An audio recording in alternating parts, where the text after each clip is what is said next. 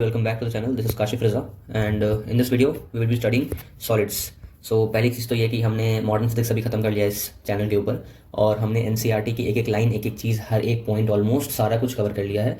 Y I am using the word almost word इसलिए use कर रहा हूँ बिकॉज बहुत सारी ऐसी चीज़ें हैं जो आपके क्लास नोट्स के अंदर हैं. ट्रस्ट में वो सब चीज़ें सिर्फ आपके बेसिक्स फॉर्म करने के लिए हैं और ये जो आपका एनसीईआरटी सीरीज़ है it is for the fact कि तुम्हारा कुछ भी चीज़ ना बचे, तुम एक एक चीज़ कवर करके जाओ एग्जाम के अंदर. और आपने अगर ये वीडियो देख लिया तो ट्रस्ट मी सॉलिड्स आपका एकदम क्रिस्टल क्लियर हो जाएगा. This is my guarantee. और एनसीईआरटी का एक भी कोना नहीं बचेगा. आई कैन अश्योर यू जहाँ से क्वेश्चन बना जा सकता है. मैं एकदम ऐसी ऐसी चीज़ भी पकड़ के तुमसे पढ़ा दूंगा तुम्हें जो कि आपके पोटेंशियल क्वेश्चन नहीं भी हो सकते हैं. अगर वर्स्ट ऑफ वर्स्ट कभी पेपर आया तो भी वो आएगा, वरना वो क्वेश्चन कभी नहीं आएगा. तो दैट्स वाई इसको बस 2x पे देखना आराम से, कोई दिक्कत नहीं है. और जल्दी जल्दी हम इस चैप्टर को कोशिश करेंगे आधे घंटे से भी कम टाइम में कवर करें. And let's start the video. So before we start, अगर आप नए हो इस चैनल पे तो यू वोंट बी नोइंग कि इसका जो पीडीएफ है वो कहाँ पे अपलोड होगा. ये अपलोड होगा टेलीग्राम के ऊपर, जहाँ पर आप जाके @काशिफ रजा एम्स सर्च करना है ना, और वहाँ पे पिंड मैसेज में जाकर के देखना वो टेलीग्राम पे ये होगा. और टेलीग्राम चैनल को ज्वाइन भी कर देना, सारे के सारे अपडेट्स वहीं पर आएंगे. ठीक है. सो स्टार्ट करने से पहले सबसे पहले सिलेबस देख लो क्या पढ़ना है अपने को. इलास्टिक बिहेवियर पढ़ना है, कैसा होता है इलास्टिक बिहेवियर. स्ट्रेस स्ट्रेन का रिलेशनशिप क्या होता है, वो जो कर्व पढ़ते हैं. हुक्स लॉ उसी में आता है. फिर अलग मॉड्यूलस, यंग्स मॉड्यूलस हो गया, बल्क मॉड्यूलस हो गया, मॉड्यूलस ऑफ रिजिडिटी जिसको हम लोग शेयर मॉड्यूलस भी कहते हैं. ठीक है. सो स्टार्ट करते हैं. सबसे पहली चीज़ तो ये लिख रखा है कि वही सेम चीज़ है कि बॉडी जो होते हैं वो रियलिटी में बॉडी जो होते हैं वो स्ट्रेच हो सकते हैं, कंप्रेस हो सकते हैं और बेंड भी कर सकते हैं. जनरली क्या होता है, जो रिजिड बॉडी होता है इसमें सॉलिड ऑब्जेक्ट होता है जिसका डिफरेंट शेप और साइज होता है, मतलब वो चेंज नहीं हो सकता. बट रियलिटी में तो चेंज हो सकता है ना. जैसे एक रिजिड स्टील का बार भी हो गया ना, अगर जो टीएमटी बार होता है आपका बिल्डिंग में यूज होता है वो भी डिफॉर्म किया जा सकता है जब सफिशिएंटली लार्ज एक्सटर्नल फोर्सेस पे लगाते हैं. तो इट मीन्स कि सॉलिड बॉडीज जो होते हैं वो इन रियल लाइफ आईआरएल जो होते हैं वो परफेक्टली रिजिड नहीं होते हैं. ठीक है. इन रियल लाइफ सॉलिड जो होते हैं परफेक्टली रिजिड नहीं होते, रिजिड होते हैं मानते हैं बट परफेक्टली नहीं होते हैं. ठीक है. तो कोई भी चीज़ जो होता है वो क्या करता है, अपने शेप को वापस से रिगेन करने की कोशिश करता है जब फोर्स हटा देते हैं. तो मान लो अगर आपने कोई स्प्रिंग ले रखा था, ठीक है, आपके पास क्या है, आपके पास ये स्प्रिंग है. ठीक है. आपने यहाँ से दबाया, स्प्रिंग जो है अब छोटा होकर के इतना सा हो गया. ठीक है. अब आपने जैसे ही ये फोर्स हटा दिया, जैसे ही फोर्स हटाया वैसे ही वापस से स्प्रिंग इतना ही बड़ा हो गया. तो ये क्या होता है, इसको हम लोग कहते हैं इलास्टिसिटी, मतलब वो इलास्टिक है. और एक और चीज़, ये एक मिसनोमर है कि इलास्टिक, ज़्यादा इलास्टिक वो होता है जो ज़्यादा ज़्यादा दब जाता है या ज़्यादा कंप्रेस हो जाता है, वो बहुत इलास्टिक है, या जो ज़्यादा खींचता है. अगर मैं तुमसे ये पूछता हूँ एक रबर बैंड में, ठीक है, जो तुम रबर बैंड नॉर्मली यूज़ करते हैं पैकिंग में, और एक स्टील में, ठीक है, ज़्यादा इलास्टिक कौन है, तुम्हारा आंसर क्या होगा. मोस्ट ऑफ द लोग जनरल, अगर तुम किसी भी एक लेमैन से पूछोगे या अपने घर पे भी किसी से पूछोगे कि पापा ये बताओ रबर बैंड ज़्यादा इलास्टिक है या स्टील, सब बोलेगा ज़्यादा इलास्टिक होता है. But this is wrong. ठीक है. इलास्टिक वर्ड का जो मतलब होता है कि कौन अपनी प्रॉपर्टी तुरंत रिगेन करता है. स्टील ज़्यादा रिगेन करेगा ना. अगर स्टील को तुम ऐसे खींचते हो तो पहली चीज़ तो खींच ही नहीं रहा है, मतलब चेंज ही अलाउ नहीं कर रहा है. ये अगर हो भी रहा होगा ना तो तुरंत इतने शॉर्टली वो वापस हो जा रहा है सही कि तुमको पता तक नहीं चल पा रहा है. तो इसी वजह से स्टील ज़्यादा इलास्टिक होता है इन रियलिटी, है ना. स्टील ज़्यादा इलास्टिक होता है as compared to rubber band. इस बारे में हम आगे भी पढ़ेंगे, तो बस यही सेम चीज़ है. ठीक है. इसको हम लोग इलास्टिसिटी कहते हैं, उस डिफॉर्मेशन को हम लोग इलास्टिक डिफॉर्मेशन कहते हैं. जैसे कि ये जो हुआ ये क्या है, इलास्टिक डिफॉर्मेशन है. ठीक है. बेसिकली अगर तुम फोर्स लगाते हो लंप पे या फिर पुट्टी पे, है ना, लंप ऑफ पुट्टी और मड, जो तुम्हारा मिट्टी हो गया या फिर जो पुट्टी होता है वॉल में, जो दीवार में जो लगाते हैं हम लोग वाइट वाला, उसको अगर तुम वो फोर्स करते हो तो क्या होता है, परमानेंटली डिफॉर्म जो हो जाता है. ठीक है. वो परमानेंटली डिफॉर्म चेंज नहीं हो पाता है. ठीक है. उन सब्सटेंस को हम लोग प्लास्टिक कहते हैं और इस प्रॉपर्टी को प्लास्टिसिटी कहते हैं. ठीक है. अगर आपको याद होगा तो प्लांट ग्रोथ एंड डेवलपमेंट में आप प्लास्टिसिटी पढ़ते हो. जुवेनाइल फॉर्म का अलग होता है और जो ओल्ड फॉर्म में होता है वो अलग होता है. कोरिएंडर का और उसका वो जो लीफ वाला होता है. फिजिक्स में बायोलॉजी पढ़ा रहा हूँ लेकिन तुम नीट के बच्चे हो तो तुम्हें ये चीज़ पता होनी चाहिए. प्लास्टिसिटी वर्ड हमने और कहाँ पढ़ा है. लेक्चर के अलावा मैं तुम्हें एक चीज़ बता रहा हूँ, इसको हम लोग काउंटर लर्निंग कहते हैं. काउंटर लर्निंग का मतलब होता है एक सब्जेक्ट को दूसरे सब्जेक्ट से लिंक करके पढ़ना. ऑल्दो इसमें कुछ ऐसा नहीं था बट ये वर्ड हमने पढ़ रखी होती प्लास्टिसिटी, इसलिए मैं तुम्हें बता रहा हूँ. ठीक है.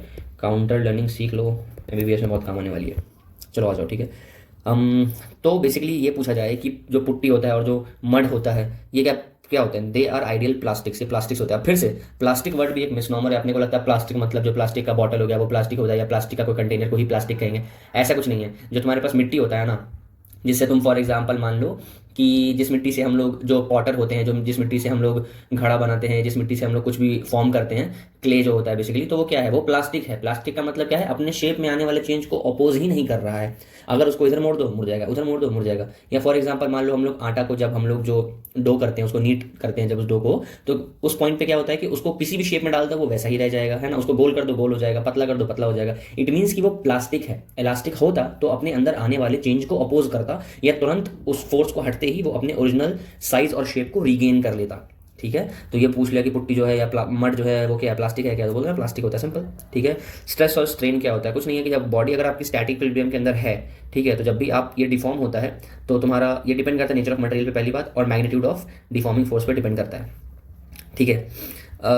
डिफॉर्म होता है, ठीक है, जो तुम्हारी डिफॉर्मिटी होती है, कितना डिफॉर्म हुआ है, ठीक है, ये डिपेंड करता है दो चीज़ पे, एक तो फोर्स एक्सटर्नल पे या फिर डिफॉर्मिंग फोर्स पे, और दूसरा तुम्हारा नेचर पे, ठीक है। ये दो चीज़ पे डिपेंड करता है, इस चीज़ को याद रखना, ठीक है। इस फोर्स को हम लोग क्या कहते हैं, रिस्टोरिंग फोर्स भी कहते हैं, ठीक है। डिफॉर्मिंग फोर्स अलग होता है जो डिफॉर्म करता है, ठीक है, और एक रिस्टोरिंग फोर्स अलग होता है जो कि उसको रिस्टोर करता है, ये बॉडी के अंदर से लगता है, ठीक है, फोर्स है ना, उसके अंदर डेवलप होता है। ये रिस्टोरिंग फोर्स इक्वल होता है मैग्नीट्यूड में, लेकिन डायरेक्शन अपोजिट होता है। मान लो किसी चीज़ को ऐसे करके तुमने खींचने के लिए बाहर फोर्स लगा, जिसको हम लोग कहते हैं डिफॉर्मिंग फोर्स, तो अंदर एक फोर्स डेवलप होगा जिसको हम लोग कहेंगे रिस्टोरिंग फोर्स, ठीक है।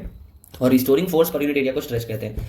एक बात समझो, स्ट्रेस जो होता है वो फोर्स पर यूनिट एरिया होता है। चाहे तुम ये फॉर्मूला लगा दो, मान लो 5 न्यूटन मैंने यहाँ पे लगाया, तो 5 न्यूटन अंदर भी डेवलप होगा, तो एक्चुअली तो तुम 5 न्यूटन अपॉन एरिया करोगे, बट वो 5 न्यूटन जो है वो कौन सा फोर्स है, जो फोर्स हमने लगाया वो है नहीं, वो है आपका रिस्टोरिंग फोर्स। इस बात को याद रखना, ये कॉन्सेप्ट 90% लोगों को पता ही नहीं होता है कि जो फॉर्मूला हम लोग लिखते हैं स्ट्रेस का, उसके अंदर हम लोग जो फोर्स यूज करते हैं वो रिस्टोरिंग फोर्स होता है। वो आपका वो वाला फोर्स नहीं होता है, डिफॉर्मिंग फोर्स नहीं होता है, जो अंदर से बॉडी के लग रहा है पर यूनिट एरिया, उसको हम लोग कहते हैं स्ट्रेस।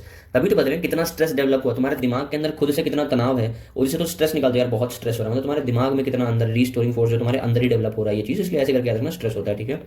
फोर्स अपॉन एरिया होता है। देखो बहुत जगह पे तुम्हारा यूनिट आएगा, डायमेंशन आएगा और ये सब आएगा, मैं उसको स्किप कर दूंगा क्योंकि ये सब बहुत बेसिक चीज़ होती है, ये सब आपके नोट्स में होता है, तो कोई फायदा नहीं है उसको ज़्यादा पढ़ के, ठीक है। वही सेम चीज़, जैसे ये सिलेंडर है, मान लो इसमें तुम नॉर्मली फोर्स लगा रहे हो, तो जो स्ट्रेस होता है उसको हम कहते हैं टेंसाइल स्ट्रेस। अब इसी को दबा दोगे तो वो हो जाएगा कंप्रेसिव स्ट्रेस, है ना। टेंसाइल हो गया, कंप्रेसिव हो गया, और टेंसाइल हो तो खींचेगा, कंप्रेसिव हो तो दबेगा, दोनों के दोनों एक लाइन में लग रहे हैं, ठीक है। उसको हम लोग क्या कहेंगे, लॉन्गिट्यूडनल। लॉन्गिट्यूडनल मतलब लॉन्ग लॉन्ग, लंबा लंबा, ठीक है।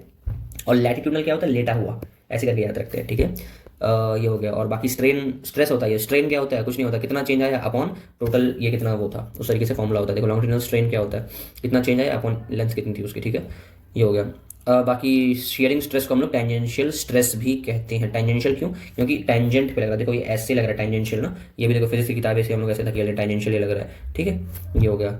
कई बार ये भी कहते हैं कि ऐसा ये जो तुम्हारा टेंजेंशियल स्ट्रेस होता है या फिर शेयरिंग स्ट्रेस होता है, इस तरीके से होता है कि दो फोर्सेज लगते हैं टेंजेंशियली, ठीक है, एक डेवलप होता है और एक लगाते हैं, और इस तरीके से होते हैं कि दोनों जो होते हैं साइडवेज लगते हैं, ठीक है, और उसको बेंड करने की कोशिश करता है, और सिर्फ सॉलिड्स में लग सकता है ये, ठीक है। ये सब चीज़ हो गया। अब वही है कि टैन, इसको हम लोग टैन थीटा भी लिख लेते हैं। टैन थीटा क्यों लिखते हैं, बिकॉज वही है कि सिर्फ 1% का ही डिफरेंस होता है थीटा में और टैन थीटा में, तो वही है सिंपल।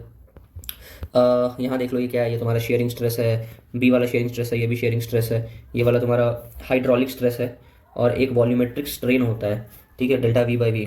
लेकिन इसमें शेप में कोई चेंज नहीं आता है, इस बात को समझना कि शेप में चेंज आना और वॉल्यूम में चेंज आना फ़र्क है। अभी अगर नहीं समझ में आ रहा चिल मारो, आगे पढ़ा दूंगा, आगे है एक जगह दिया हुआ, ठीक है। तो हो गया पूरा। हाइड्रोलिक स्ट्रेस मैग्नीट्यूड में हाइड्रोलिक प्रेशर के ही बराबर होता है, क्योंकि हाइड्रोलिक प्रेशर क्या होता है, फोर्स पर यूनिट एरिया होता है। तो वही हाइड्रोलिक प्रेशर जो हम लोग पढ़ते हैं, पानी के अंदर से लगे कितना प्रेशर लगेगा, वही रो जी एच करके जो लगाते हैं हम लोग, ठीक है, बस वही सेम चीज़ है, वही स्ट्रेस हो जाएगा। इसमें कोई यूनिट है, कोई डायमेंशन नहीं होता है स्ट्रेन का, है ना, क्योंकि भाई वो रेशियो होता है simple, volume volume length length, उस हिसाब से। हुक्स लॉ क्या होता है, हुक्स लॉ देखो एक बात ध्यान रखना, छोटे छोटे डिफॉर्मेशन के लिए होता है, बहुत ज़्यादा डिफॉर्म हो गया तो नहीं हो पाएगा, और उसका भी एक लिमिट होता है कहाँ तक हुक्स लॉ लगेगा, वो अपन आगे पढ़ेंगे, ठीक है। हुक्स लॉ ये कहता है stress is proportional to strain, ठीक है, इन प्रोपोर्शनैलिटी लिमिट, ठीक है, प्रोपोर्शनैलिटी लिमिट के बीच में होता है। ये क्या होता है आगे पढ़ेंगे।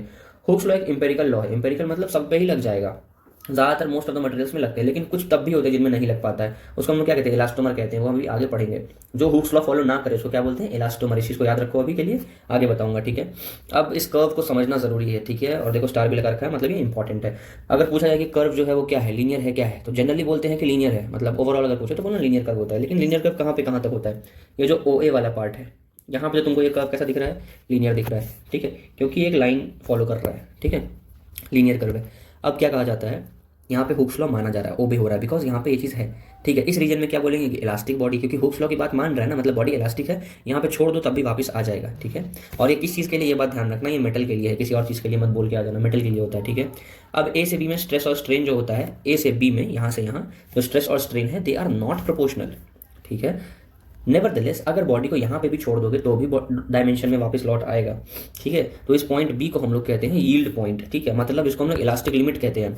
देखो ओ से ए तक तुम्हारा प्रोपोर्शनैलिटी था, ठीक है, प्रोपोर्शनल था, और यहाँ पे हुक्स लॉ फॉलो हो रहा था, तो हम लोग इसको मानते थे कि हाँ यहाँ पे हुक्स लॉ जो है वो ओबे हो रहा है।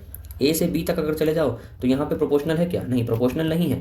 हुक्स लॉ फॉलो हो रहा है क्या, नहीं हो रहा है। लेकिन अगर अभी भी तुम हटा दो वहाँ पे से फोर्स तो वापस जा सकता है, तो इसको हम लोग कहते हैं इलास्टिक लिमिट। इलास्टिक लिमिट ए भी नहीं है, इलास्टिक लिमिट है तुम्हारा पॉइंट बी, मतलब ये आखिरी लिमिट है, यहाँ पे से अगर भाई तुमने ज़्यादा आगे बढ़ा दी लिमिट क्रॉस हो जाएगी, उसके बाद कुछ ना कुछ इसमें आ जाएगा, ठीक है। इसको हम लोग कहते हैं यील्ड स्ट्रेंथ। ओके ओके, देखो सबसे पहली बात तो लिमिट को कहते हैं इलास्टिक लिमिट, और जैसे करस्पॉन्डिंग स्ट्रेस है ना उसको हम लोग कहेंगे yield strength sigma Y of the material, ठीक है।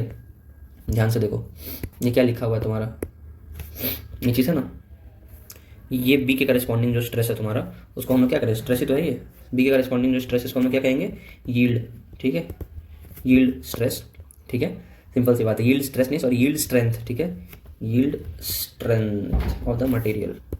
यहाँ पे एक आ जाएगा कि अगर लोड को और फर्दर इंक्रीज किया जाता है तो जो स्ट्रेस डेवलप हो रहा है एक्सीड कर जाएगा यील्ड स्ट्रेंथ, उसके पार चला जाएगा, एंड जो स्ट्रेन होगा वो और रैपिडली भागेगा, छोटा सा स्ट्रेस में चेंज आता है। तो देखो यहाँ पे स्ट्रेस जो है वो यहाँ से यहाँ इतना सा चेंज हुआ, ठीक है, और ये जो हुआ चेंज ये इतना चेंज हो गया, ठीक है। तो छोटे से चेंज के लिए बहुत बड़ा चेंज आ गया, छोटे से स्ट्रेस के चेंज में बहुत ज़्यादा चेंज आ गया स्ट्रेन में, ठीक है।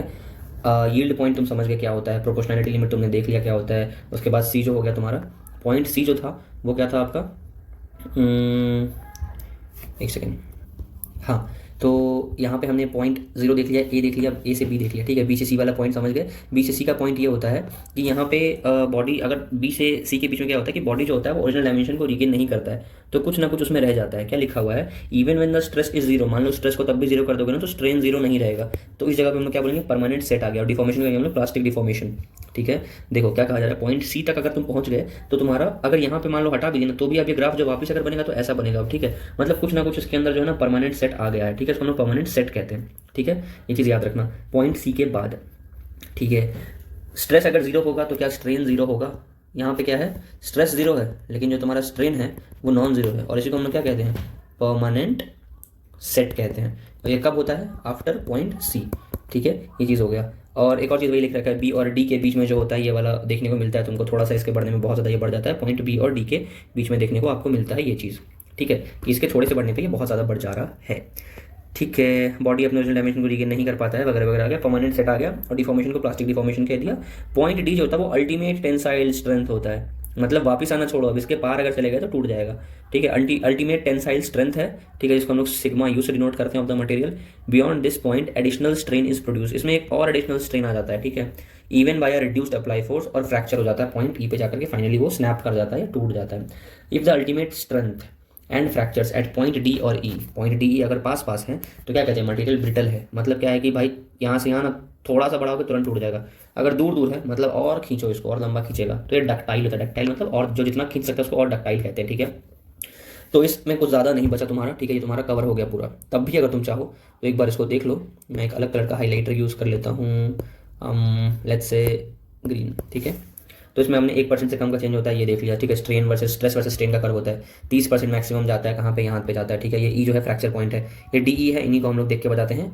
यहाँ यही देख के बताया जाता है कौन सा मटेरियल तुम्हारा डक्टाइल है या कौन सा मटेरियल तुम्हारा ब्रिटल है, ग्राफ के इसी पोर्शन को देख के बताते हैं, ठीक है। प्रोपोर्शनल लिमिट क्या होती है, यील्ड पॉइंट क्या होता है, ये क्या होता है, अल्टीमेट टेंसाइल स्ट्रेंथ जो तुम्हारा डी पॉइंट है, ठीक है, वो भी हमने देख लिया। एज सच अब कुछ इस पूरे ग्राफ में बचा नहीं है, ठीक है। परमानेंट सेट क्या होता है ये सब देख लिया तुमने। और यार 30% वाली चीज़ जनरली स्किप हो जाता है, 30% वाला पार्ट, ठीक है। मैं इसको अलग कलर से कर देता हूँ 30%, ठीक है, ये भी हो गया, ठीक है। अब आइए इस काफ़ी फेमस क्वेश्चन पे। इसको तो मैंने जब फिजिक्स का सीरीज शुरू किया था उसमें ये सबसे पहला ही क्वेश्चन मैंने पूछा था कि बताओ क्या होता है। देखो बेसिकली जो अपना एओर्टा है, ठीक है, जिसमें हम ब्लड वेसल्स जो होते हैं जिसमें ब्लड फ्लो करता है, एओर्टा के अंदर क्या होता है आपका कि जो वेसल होता है उसमें इलास्टिक टिश्यू होता है, ठीक है। आपने पढ़ा होगा ये एओर्टा होता है, इसका सबसे बाहर वाला जो पार्ट होता है, फिर एक मिडिल लेयर होता है, ठीक है, फिर उसके अंदर एक और होता है, 3 लेयर्स होते हैं एओर्टा के, ठीक है। ये 3 लेयर के नाम क्या होते हैं कमेंट करके बताना, और इसमें से किस लेयर में इलास्टिक टिश्यू होती है ये बताना, ठीक है। तो जो इलास्टिक टिश्यू का डिपोजिशन होता है, उस इलास्टिक टिश्यू जो इलास्टिक टिश्यू है, ठीक है, वो है उसका खुद का कुछ होगा स्ट्रेस वर्सेस स्ट्रेन का कर्व, ठीक है। स्ट्रेस और स्ट्रेन का जो कर्व होता है वो इसका इस तरीके से जाता है, ठीक है। इसको याद रख लेना, प्लीज़ याद रख लेना। ये एक ऐसा क्वेश्चन अगर आ गया तो कोई सॉल्व नहीं कर पाएगा, तुम कर लोगे क्योंकि तुमने मेरे से पढ़ा है, ठीक है। 10⁶ न्यूटन पर मीटर स्क्वायर के मैग्नीट्यूड में होता है ये, ठीक है। इस तरीके से तुम्हारा ये हो गया, तो टिश्यू ऑफ एओर्टा हो गया और तुम्हारा रबर हो गया। ये स्ट्रेच करते हैं, इसमें लार्ज स्ट्रेन आता है, मतलब जिसको स्ट्रेच किया जाता है थोड़े से उस पर और स्ट्रेन बहुत ज़्यादा आता है, इसको हम कहते हैं इलास्टोमर। फिर से एक बार याद रख लो कि जो तुम्हारा रबर हो गया और जो तुम्हारा एओर्टा हो गया, ये दोनों एग्जाम्पल है किसके, इलास्टोमर के। मजाक नहीं, अगर इलास्टोमर का एग्जाम्पल में ये दोनों पूछ लेना शायद ही होगा जो कोई बता पाएगा, रबर और एओर्टा, ठीक है। एओर्टा में भी क्या है, एओर्टा का टिश्यू, और कौन सा टिश्यू, इलास्टिक टिश्यू, ठीक है। और इलास्टोमर है तो ये क्या करते हैं, इसमें लार्ज स्ट्रेन आता है, ठीक है, याद रखना स्ट्रेन बहुत ज़्यादा आता है, इसको हम इलास्टोमर कहते हैं, ठीक है। अब आगे बढ़ते हैं, ठीक है। इलास्टिक मॉड्यूलस अलग अलग आता होता है, ये मटेरियल की प्रॉपर्टी से ना इतना याद रखना। यंग मॉड्यूलस की बात कर लोगे तो कुछ नहीं होता है कि किसी गिवन मटेरियल में जो स्ट्रेन प्रोड्यूस होता है वो सेम होता है, वेदर जो स्ट्रेस जो होता है चाहे टेंसाइल हो चाहे कंप्रेसिव हो, स्ट्रेन सेम ही आता है, ठीक है। स्ट्रेन की मैग्नीट्यूड की बात हो रही है, एक बार डेल्टा जो होगा वो क्या होगा, पॉजिटिव होगा, है ना, और एक बार डेल्टा क्या होगा, निगेटिव होगा। अगर तुम्हारा यही चेंज की बात हो रही है ना, चेंज ज़्यादा कब आएगा, पॉजिटिव में कब आएगा, जब आप खींच रहे हो किसी चीज़ को, है ना, या फिर कह सकते हो टेंसाइल स्ट्रेस लगा रहे हो, और कंप्रेसिव लगा रहे हो तो क्या होता है, दब रहा होता है, उस जगह पे आपका डेल्टा निगेटिव आएगा। तो हम कह रहे हैं मैग्नीट्यूड की बात कर रहे हैं ना, तो मैग्नीट्यूड तो ऑब्वियसली पॉजिटिव आएगा, तो सेम ही आएगा, ठीक है। स्ट्रेन का वो चाहे स्ट्रेस कंप्रेसिव हो चाहे ये हो, तो रेशियो ऑफ टेंसाइल या फिर कंप्रेसिव स्ट्रेस जो भी हो तुम्हारा स्ट्रेस टू लॉन्गिट्यूडनल स्ट्रेन, ठीक है, उसको हम लोग कहते हैं यंग्स मॉड्यूलस, ठीक है। तो ये देख लेना, सिग्मा बाय तुम्हारा एप्सिलॉन होता है ये, ठीक है, यंग्स मॉड्यूलस, ठीक है। वाई से नोट करते हैं, बाकी फॉर्मूला तो असल में ये होता है, लगाना ही होता है, लेकिन अगर डेफिनेशन पूछ ले तो कहना रेशियो ऑफ तुम्हारा, फिर से देखो डेफिनेशन क्या लिखा हुआ है तुम्हारा, रेशियो ऑफ टेंसाइल और कंप्रेसिव जो भी है स्ट्रेस, और स्ट्रेस स्ट्रेन का रेशियो होता है, इतना याद रखना, ठीक है। बस स्ट्रेस कौन सा लेना है, स्ट्रेन कौन सा लेना है, इतना याद रखना। तो ऑब्वियस सी बात है ना भाई, ये 1D उसमें लगाते हैं, 1 डायमेंशन में लगाते हैं, जैसे कोई रॉड हो गया, ये हो गया, तो उसमें ऐसे ऐसे खींचेगा तो कितना स्ट्रेस है कितना स्ट्रेन है उससे निकाल लेंगे, ठीक है। बाकी अगर तुम देखो तो ये सब ये दे रखा है, डेंसिटी ये सब याद रखना, यंग्स मॉड्यूलस है, चाहो तो ये देख सकते हो सबसे ज़्यादा किसका है और सबसे कम किसका होता है, ठीक है। जो पॉलीस्टाइरीन होता है, ठीक है, उसका यंग्स मॉड्यूलस सबसे कम होता है, मतलब इस टेबल के अकॉर्डिंग। अगर पूछ ले सबसे लीस्ट किसका है और सबसे हाईएस्ट किसका है, इतना तो बता ही सकते हो तुम, ठीक है। स्टील और आयरन ज़्यादा किसका होता है, आयरन का ज़्यादा होता है, ठीक है, उससे भी कम कॉपर का होता है, उससे भी कम एल्यूमिनियम का होता है, ठीक है। ये सब चीज़ें हो गई। अल्टीमेट स्ट्रेंथ किसका कितना होता है, तो वही सेम चीज़ है, कॉन्क्रीट का अल्टीमेट स्ट्रेंथ सबसे कम होता है, और सबसे ज़्यादा जो होता है वो किसका होता है तुम्हारा, 400 होता है, ठीक है। स्टील का और कॉपर का दोनों का अल्टीमेट स्ट्रेंथ जो होता है वो सेम होता है, ठीक है। और यील्ड स्ट्रेंथ की बात करोगे तो स्टील का मैक्स होता है, तो बेसिकली स्टील का ही सब कुछ मैक्सिमम होता है, और सबसे मिनिमम तुम्हारा यंग्स मॉड्यूलस पॉलीस्टाइरीन का है, और अल्टीमेट स्ट्रेंथ सबसे कम जो तुम्हारा कंक्रीट का होता है, ठीक है। ये सब चीज़ें होगी तुम्हारी। आगे बढ़ो, अब इस ग्राफ के हिसाब से क्या देखोगे, ये वाली लाइन याद रखना, स्टील जो होता है वो ज़्यादा इलास्टिक होता है कॉपर से, ब्रास से और एल्यूमिनियम से, ठीक है। इस वजह से हैवी ड्यूटी मशीन में ये सब यूज़ किया था, ठीक है। स्मॉल यंग मॉड्यूलस किसका किसका होता है, वुड का होता है, लकड़ी का, बोन का, और कंक्रीट का और ग्लास का भी इनका कम होता है। लेकिन एक चीज़ यहाँ पे नहीं दे रखी है, नहीं मैं कह रहा हूँ नहीं दे रखी है, न्यू क्या, कि स्टील जो है वो ज़्यादा इलास्टिक होता है, कॉपर हो गया चाहे ब्रास हो गया या फिर तुम्हारा एल्यूमिनियम हो गया। सबसे ज़्यादा अगर पूछ ले मैक्सिमम इलास्टिसिटी किसकी होती है, एमसीक्यू में आ गया option A B C D, क्या टिक करोगे, आंख बंद करके स्टील टिक कर देना और आगे बढ़ देना, ठीक है। ये एग्जाम्पल है, एग्जाम्पल कर लेना, ये भी एग्जाम्पल कर लेना, कुछ नहीं है नॉर्मल, ये भी एग्जाम्पल कर लेना, ठीक है। ये भी एग्जाम्पल कर लेना, ठीक है। बाकी अगर तुम ये देखो शेयर मॉड्यूलस किसी किसी उसका, तो फिर सबसे ज़्यादा किसका होता है, टंगस्टन का सबसे ज़्यादा होता है, और अगर देखा जाए कि सबसे कम किसका होता है तो लेड का सबसे कम होता है। रटना नहीं है यार, बस बता रहा हूँ ताकि तुम समझ रहे हो ना, तुमको एग्जाम में ऑप्शन दिखे तुमको आंख बंद करके टिक करना आना चाहिए बस, ठीक है। बाकी कोई नहीं पूछेगा, सबकी वैल्यू बताओ क्या होता है। शेयर मॉड्यूलस को मॉड्यूलस ऑफ रिजिडिटी कहते हैं पहली बात, और उसको जी से नोट करते हैं, ये बात ध्यान रखना, ठीक है। बाकी शेयर मॉड्यूलस या फिर मॉड्यूलिटी ऑफ रिजिडिटी जो होता है वो यंग्स से कम होता है, ठीक है। इस बात को याद रख लीजिएगा सर, जी जो होता है y/3 होता है, ठीक है, इंपॉर्टेंट चीज़ है ये, ठीक है। जी जो होता है वो y/3 होता है, ठीक। ये सब एक क्वेश्चन ही है, ये क्वेश्चन भी देख लेना, ठीक है। बल्क मॉड्यूलस क्या होता है, बल्क मॉड्यूलस जो होता है इसके अंदर फॉर्मूला तुमको पता ही होना चाहिए। अब ये बोलेगा कोई नेगेटिव साइन क्यों आता है, ये इसलिए आता है प्रेशर बढ़ने के साथ क्या होता है आपका वॉल्यूम जो होता है डिक्रीज होता है, तो डेल्टा भी जो है बेसिकली नेगेटिव है, इसी वजह से क्या होता है तुम्हारा बल्क डेल्टा भी नेगेटिव आता है, तो नेगेटिव ये आता है तो आगे ऑलरेडी एक नेगेटिव लगा रहता है ताकि दोनों नेगेटिव कैंसिल आउट हो और जो वैल्यू है उसकी वो पॉजिटिव आए। तो उसकी वैल्यू को पॉजिटिव रखने के लिए या फिर इक्विलिब्रियम के अंदर को करने के लिए फॉर्मूला में ऑलरेडी माइनस पहले से लगाते हैं, ठीक है। अब इसी का रेसिप्रोकल जो 1/b होता है वो k के बराबर होता है, k जो होता है वो क्या होता है कंप्रेसिबिलिटी, कॉस है कंप्रेसिबिलिटी और k, है ना, इस तरीके से k कांस्टेंट है जो भी है, ये -1/p डिवाइड बाई ए। अब इसको कोई बोल दे कि डिफाइन करो, तो डिफाइन कुछ नहीं होता है, fractional change in volume per unit increase in pressure, भाई वॉल्यूम में कितना चेंज आया और प्रेशर का कितना वो हुआ, ठीक है। बल्क मॉड्यूलस फॉर सॉलिड जो होते हैं वो मच लार्जर होते हैं लिक्विड से, which are again much larger than bulk modulus for gases, ठीक है। तो बल्क मॉड्यूलस जो है आपका B for solid is greater than B for liquid and it is greater than B for gases, है ना। ये हो गया। बाकी बल्क मॉड्यूलस का फिर से एक टेबल दे रखा है, कुछ नहीं है, सबसे ज़्यादा सबसे कम आपको याद रखना होता है, गैसेस हैं, वाटर है, ये है। अब अगर सॉलिड्स में जा करके देख लो तो सॉलिड में सबसे ज़्यादा हो जाएगा तुम्हारा निकल के लिए, है ना, और सबसे कम हो जाएगा तुम्हारा ग्लास के लिए, ठीक है। वाटर में अगर लिक्विड्स में देख लो तो लिक्विड में सबसे ज़्यादा होता है तुम्हारा ग्लिसरीन के लिए, सॉरी सबसे ज़्यादा तुम्हारा मर्क्यूरी के लिए, और सबसे कम होता है आपका इथेनॉल के लिए, क्योंकि मर्क्यूरी जानते हो ना कितना ज़्यादा डेंस होता है, देखा ही होता है थर्मोमीटर में, और इथेनॉल तो बिल्कुल लाइक लेजिट जो तुम्हारा सैनिटाइजर होता है उसमें क्या होता है, इथेनॉल होता है, कितना पतला होता है, वो उड़ जाता है, बिल्कुल ऐसा होता है, ठीक है। ये हो गया। बाकी ये टेबल यार अच्छे से याद कर लेना, कुछ भी नहीं है हालांकि, बट फिर भी तुमको चीज़ बता दूँ, ये जी सी नोट करते हैं, F/A थीटा जो भी होता है। हाँ, जो तुमसे कह रहा था शेप और वॉल्यूम वाली बात की, दोनों अलग अलग चीज़ें होती हैं। देखो टेंसाइल स्ट्रेस जब आता है तो तुम्हारा चेंज इन शेप होता है क्या, हाँ होता है, लेकिन चेंज इन वॉल्यूम होता है क्या, रॉड की वॉल्यूम थोड़ी बदल जाएगी, नहीं बदलेगी। शेयरिंग में क्या होता है, अगर मान लो वो जो बुक था उसको जो पुश किया तुमने तो उसमें शेप बदला क्या, हाँ बदला, थोड़ा सा डिफॉर्म हो गया, टेढ़ा हो गया, लेकिन वॉल्यूम बदल गई क्या, नहीं। लेकिन अगर हाइड्रोलिक है, ठीक है, तो अंदर अगर ले जाते हो पानी के, तो पानी के अगर कंप्रेशन लगाता है तो उसका वॉल्यूम बदल जाता है, ठीक है, लेकिन शेप बदल गया क्या, शेप थोड़ी बदलेगा। अगर मान लो कि तुम्हारा एक गोल सा वो है, ठीक है, फॉर एग्जांपल मान लो कि कोई कंटेनर है, ठीक है, अब उसको अगर तुम पानी के एकदम बिल्कुल बहुत अंदर ले जाओ, बहुत अंदर ले जाओ, बहुत अंदर ले जाओ, जैसे सबमरीन जो होता है उसके भी अंदर जाने का एक लेवल होता है। सबमरीन क्यों नहीं पानी के बिल्कुल अंदर घुस के टाइटैनिक को खोज के निकाल देता है? बिकॉज वही है ना कि एक पॉइंट के बाद पानी तुमको लग रहा है पानी ही तो है, लेकिन तुम जाते हो नॉर्मल छोटे से स्विमिंग पूल के अंदर, अगर ओशन में जाओगे तो इतना ज़्यादा प्रेशर होता है कि इंसान को लेजिट क्रश कर दे। तो वो क्या कर सकता है कि वो हर तरफ से लगता है इक्वली, जैसे ये है ना, यहाँ भी यहाँ भी यहाँ भी यहाँ भी यहाँ भी यहाँ भी यहाँ भी यहाँ भी इक्वली लगता है हर तरफ से। तो क्या होता है, शेप जो है ना वो उतना ही रह जाता है, शेप में कोई बदलाव नहीं आता है, लेकिन हाँ वॉल्यूम जो है वो छोटा हो जाता है, बदल जाता है। ये तीनों पे लग सकता है, सॉलिड लिक्विड गैस तीनों में, क्योंकि वॉल्यूम की बात है। वॉल्यूम जो है वो सबके पास होता है, लेकिन शेप फिक्स्ड शेप सबके पास नहीं होता। तो सॉलिड सॉलिड दोनों सॉलिड में लगता है, ठीक है, लेकिन ये उसमें भी लग सकता है। गैसेस जो होते हैं वो मिलियन टाइम ज़्यादा कंप्रेसिबल होते हैं सॉलिड में, तभी तो इतने सारे गैस होते हैं सिलेंडर में हम लोग कंप्रेस करके ले आते हैं। गैसेस की कंप्रेसिबिलिटी जो होती है वो किसी के साथ वेरी करती है, प्रेशर के साथ वेरी करती है, टेम्परेचर के साथ वेरी करती है, ठीक है। कंप्रेसिबिलिटी कम होगी या ज़्यादा होगी? ज़्यादा होगी, क्योंकि ज़्यादा कंप्रेस हो सकते हैं ना, कितने प्रेशर पे किया, कितने टेम्परेचर पे किया, ठीक है। तो पी और टी पर डिपेंड करता है गैस का कंप्रेसिबिलिटी, ठीक है। क्यों होता है भाई? क्योंकि टाइट कपलिंग होता है, नेबरिंग आइटम्स आपस में पास पास होते हैं, बस वही सेम चीज़ है। सॉलिड्स के अंदर बेसिकली क्यों होता है, इनकम्प्रेसिबल क्यों होता है। ये फिर से एक क्वेश्चन है, इसको कर लीजिएगा। पॉइजन रेशियो देखो सिलेबस में तो उसके हिसाब से लिखा हुआ नहीं है, बट फिर भी देख लो। Strain perpendicular to the applied force, उसको हम लोग कहते हैं लैटरल स्ट्रेन, ठीक है। Perpendicular to the applied force, applied force कहीं और लग रहा है, जैसे मान लो ये रॉड है, ठीक है, और आपने इसको खींच करके रॉड आपकी हो गई इतनी पतली और इतनी लंबी। तो दोस्त ये इतना यहाँ से भी तो कंप्रेस हुआ है ना, तो यहाँ भी तो स्ट्रेन आया ना, कुछ चेंज तो आया ना। अप्लाइड फोर्स ऐसा था और चेंज ऐसा आया, तो उसके परपेंडिकुलर हुआ ना ये, इसको हम लैटरल स्ट्रेन कहते हैं। तो पॉइजन रेशियो जो होता है वो क्या होता है, कोई पूछ ले तो बोलना ratio of lateral strain to longitudinal strain, ठीक है, याद रखना, लैटरल टू लॉन्गिट्यूडनल। कैसे याद रखोगे? ए पहले आता है, ओ बाद में आता है, एल एल तो सेम हो जाएगा, ए बी सी डी में ए पहले आता है, ओ बाद में, तो इसको ऊपर रखेंगे, इसको नीचे रखेंगे। तो लैटरल बाय लॉन्गिट्यूडनल होता है पॉइजन रेशियो, जिसको हम लोग डिनोट किससे करते हैं, कहीं पे लिखा हुआ होगा, ठीक है। पॉइजन रेशियो हो गया, ओके। बाकी पॉइजन रेशियो जो होता है दो स्ट्रेन का रेशियो भाई, तो प्योर नंबर होता है, कोई डायमेंशन नहीं होता, कोई यूनिट नहीं होता है, नेचर पर डिपेंड करता है यार, ये बात याद रख लो। भले पॉइजन रेशियो एक्जैक्टली वहाँ पे ना लिखा हो, बट स्ट्रेस और स्ट्रेन का ही वो है, एप्लीकेशन है। तो स्टील के लिए जो होता है वैल्यू कितना होता है, 28 से 30 के बीच में, और एल्यूमिनियम के लिए कितना होता है, 0.33 होता है। ये आ जाएगा यार एग्जाम में, प्लीज़ इसको याद कर लेना, एनसीईआरटी की वैल्यू है, भूलना मत इसको, ठीक है। कितना हलवा है भाई, एल्यूमिनियम का ज़्यादा होता है, स्टील में कितना होता है, 28 से 30 के बीच में होता है, और एल्यूमिनियम में 0.33 होता है, ठीक है, सिंपल।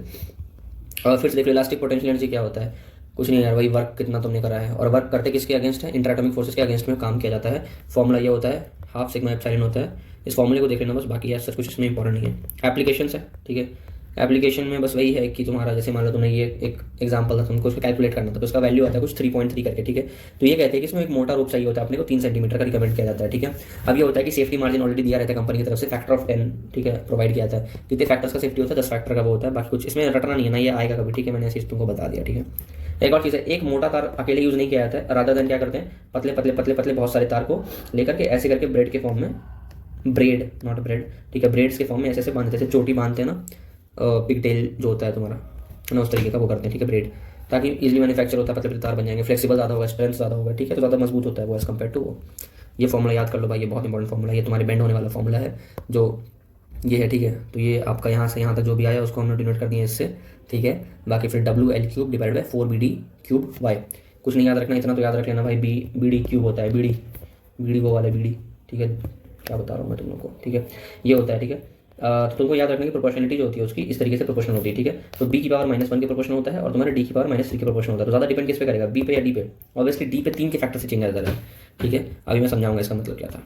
देखो ये है कि किसी मटेरियल के लिए डेप्थ को बढ़ाना जो है वो ज़्यादा इफेक्टिव होता है, बेंडिंग को कम करने के लिए डेप्थ को बढ़ाना ज़्यादा आसान है। क्यों? क्योंकि देखो D जो है ना बहुत ज़्यादा ही वो कर रहा है, चेंज कर रहा है, तो अगर इसको कर दोगे तो ज़्यादा वो आसानी होगी तुमको। देखो क्या लिखा हुआ है, increasing the depth rather than the breadth is more effective in reducing the bending. तो बेंडिंग अगर घटाना है तो पूछा जाएगा क्या बढ़ाया, डेप्थ या ब्रेथ, सीधे कहना डेप्थ, ठीक है।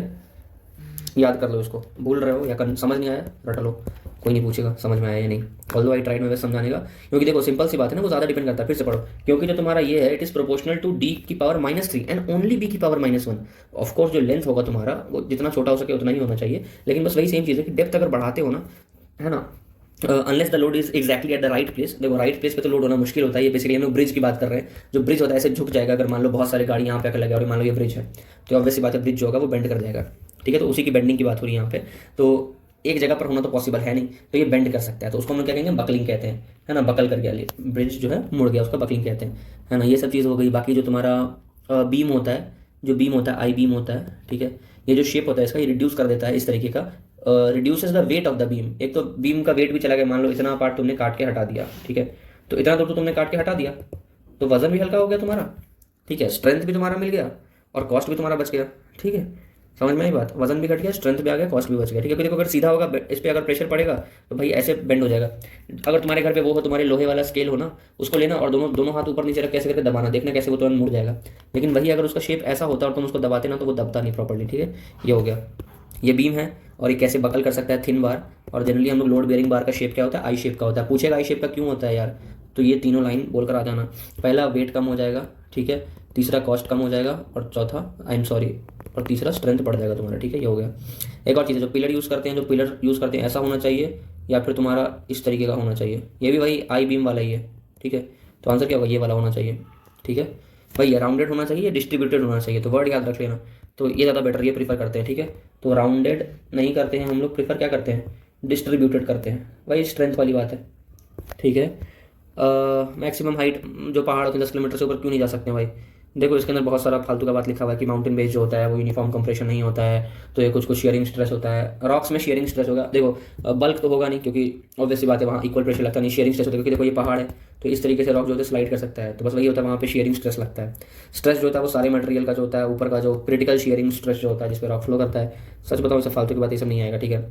माउंटेन के साइड फ्री होते हैं, शेयरिंग कंपोनेंट इतना होता है, तो बेसिकली एक वैल्यू निकल करके आती है इसकी इतनी। तो जब आप इसको कैलकुलेट करते हो OHG में जब रखते हो इस चीज़ को, तो आपका आंसर 10 किलोमीटर के करीब आता है। तो बस इतना याद रखना कि अगर पूछ लेगी माउंटेन की हाइट किससे ज़्यादा नहीं हो सकती, तो माउंटेन की हाइट जो है 10 किलोमीटर से ज़्यादा नहीं हो सकती। क्यों नहीं हो सकती, सिंपल लिखना है तुमको, क्रिटिकल शेयरिंग से कम होना चाहिए। ऊपर में तुम्हारे जो भी स्ट्रेस है, टोटल स्ट्रेस जो है वो क्रिटिकल शेयरिंग स्ट्रेस से कम होना चाहिए, ठीक है। क्या लिखोगे ऑप्शन में, क्या आएगा, टोटल स्ट्रेस जो है वो लेस देन होना चाहिए कितना, क्रिटिकल शेयरिंग स्ट्रेस से, बस और कुछ भी नहीं। फिर से इलास्टोमर क्या होते हैं जो कि हुक्स लॉ को ओबे नहीं करते हैं। बाकी फिर से देखो तो ये तुम्हारा ये वाला स्ट्रेस है, कहाँ गया, ये बात होती है शेयर स्ट्रेस की, ये सिर्फ सॉलिड्स में लगता है, ठीक है। जी जो होता है वो शेयर का मॉड्यूलस होता है।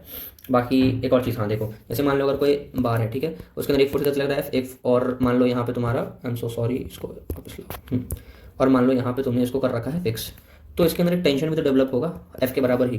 तो अगर तुम एक नॉर्मल बार लो, इधर से भी F लगाओ, इधर से भी F लगाओ, तो क्या इस पर टोटल फोर्स कितना लग रहा है, 2F लग रहा है क्या, नहीं। ये देखो टेंशन जो होता है वो बॉडी के अंदर खुद डेवलप होता है, दोनों तरफ से लगाओगे तब वहाँ पे 2F तुम रख सकते हो। लेकिन टेंसाइल स्ट्रेस जो होता है which is equal to tension per unit area, उसको हम लोग F/A लिखते हैं, ठीक है। हुक्स लॉ सिर्फ लीनियर पार्ट में वो होता है एप्लीकेबल, ठीक है। यंग्स मॉडुलस सिर्फ सॉलिड के लिए होता है क्योंकि सॉलिड में ही लेंथ और शेप दोनों होता है, ठीक है। मेटल का यंग मॉडुलस ज़्यादा होता है एलॉय से और इलास्टोमर से, तो पहले पीछे भी जान चुके हैं, ठीक है, ठीक है। फिर भी यहाँ लिख लो, Young's modulus for metal is greater than Young's modulus of elastomer and Young's modulus of alloys, ठीक है। ये हो गया। डेली लाइफ में एक मटेरियल हम लोग को ये लगता है ज़्यादा स्ट्रेस होता है वो ज़्यादा इलास्टिक होता है, बट ये एक मिसनोमर होता है। इनफैक्ट वो मटेरियल जो कि स्ट्रेच करता है लेस एक्सटेंट पे वो ज़्यादा इलास्टिक होता है। आपको मैंने लेक्चर की शुरुआत में बहुत अच्छे से समझा दिया था। डिफॉर्मिंग फोर्स जो होता है एक डायरेक्शन में ये प्रोड्यूस कर सकता है, अदर डायरेक्शन में भी, भाई यही पॉइजन रेशियो की बात हो रही है। ये कहा जाता है, मान लो तुम्हारे असर्शन रीजन में आ सकता है, ठीक है, तो उसमें पॉइजन रेशियो उसका रीजन होगा, असर्शन होगा तुम्हारा यही कि अगर मान लो कि फोर्स है जो डिफॉर्म कर रहा है एक डायरेक्शन में, तो क्या बाकी डायरेक्शन में वो स्ट्रेन प्रोड्यूस कर सकता है, तो आंसर क्या होगा, यस कर सकता है। बिकॉज ये देखो कि, और इसकी प्रोपोर्शनलिटी को तुम किसी एक इलास्टिक कांस्टेंट से डिस्क्राइब नहीं कर सकते, यहाँ पे एक वो लाना पड़ेगा, दो स्ट्रेन का रेशियो लेना पड़ेगा जिसको हम लोग पॉइजन रेशियो करते हैं, ठीक है। इसका वैल्यू भी तुरंत हमने देखा, स्टील का कितना होता है 0.28 से 0.30 के बीच में, और एल्यूमिनियम का होता है 0.33, ठीक है। Longitudinal strain, lateral dimension, small change आएगा, वैसा वैसा है। स्ट्रेस वेक्टर क्वांटिटी होता है क्या, नहीं होता है, not a vector quantity. Exam में वेक्टर का एग्जाम्पल कौन है, स्ट्रेस स्ट्रेन, ये वो सीधे लगा देना strain, I am sorry stress नहीं होगा, ठीक है, कुछ और होगा वो होगा। अगर कंफ्यूज हो तो याद रखना स्ट्रेस कभी भी वेक्टर नहीं होता है क्योंकि कोई डायरेक्शन नहीं होता है। याद करने का तरीका, जब स्ट्रेस होता है तब कोई डायरेक्शन समझ नहीं आता। जब डायरेक्शन नहीं समझ आता मतलब वो क्या है, वो वेक्टर हो सकता है क्या, नहीं होगा, ठीक है। तो इसीलिए stress is not a vector quantity. Basically जो फोर्स होता है वो वेक्टर होता है, और जो डायरेक्शन अगर पूछा जाए कैसे होता है, डायरेक्शन डिफाइन करने का कभी स्ट्रेस में, तो स्ट्रेस फोर्स अपॉन एरिया होता है ना, तो अपन जो होते हैं वो फोर्स के साथ होते हैं। देखो इस डायरेक्शन में लग रहा है, क्यों, क्योंकि अपन फोर्स पढ़ रहे हैं, फोर्स के पास डायरेक्शन होता है। सो फाइनली यार बहुत जल्दी कोशिश किया खत्म करने का, खत्म हो गया। ये सब क्वेश्चंस कर लेना यार, स्पेशली ये सब क्वेश्चन तो कर लेना, ये सब आ जाएगा डायरेक्टली। ये देखो दे रखा है कि इनमें से कौन सा मटेरियल का ज़्यादा यंग मॉड्यूलस है, किसका कौन ज़्यादा स्ट्रॉन्ग मटेरियल है, ये सब देख लेना, ठीक है। ये सब क्वेश्चन कर लेना, बाकी सब भी कर लेना, थोड़ा सा ही है, एज इट इज उठ करके आ जाएगा, ठीक है। So we are done with the chapter solids. इसके बाद हम लोग फ्लूइड्स पकड़ेंगे, उसको कवर करेंगे, ठीक है। फिर से अगर आपको इसके नोट्स चाहिए, आपको ये वाला खुद का PDF चाहिए, ये वाला, ताकि आप इसको रिवाइज कर सको नीट से 1 दिन 2 दिन पहले, तो आप काशी टेलीग्राम चैनल पर जाओ, टेलीग्राम चैनल को करो ज्वाइन और चैनल को करो सब्सक्राइब। मजाक से हट के बता रहा हूँ, बहुत बहुत बहुत मेहनत लगती है, क्योंकि खुद पढ़ो पहले बैठ करके, इसमें से चीज़ें पहले सॉर्ट करो, फिर उसके बाद आपके सामने प्रेजेंट करो, आपको पढ़ाओ वो चीज़ें, फिर वीडियो एडिट करो, वीडियो रिकॉर्ड करो, समझ रहे हो, फिर अपलोड करो वीडियो को। So it takes a lot of efforts. So please इस वीडियो को जितना हो सके उतना शेयर भी करो लोगों से, ताकि वीडियो पे व्यूज़ आए, लोग उसको देखें, लोग समझें कि हाँ एनसीईआरटी का इंपॉर्टेंस क्या है ना। और खुद पढ़ते रहो, ठीक है, अगले वीडियो में मिलेंगे। और बस ये यार, पढ़ाई करो, कुछ दिन बचे हैं, अच्छे से तमीज़ से पढ़ो, हो जाओगे सेलेक्ट, ठीक है। चलो then, take care guys, bye, all the very best, bye.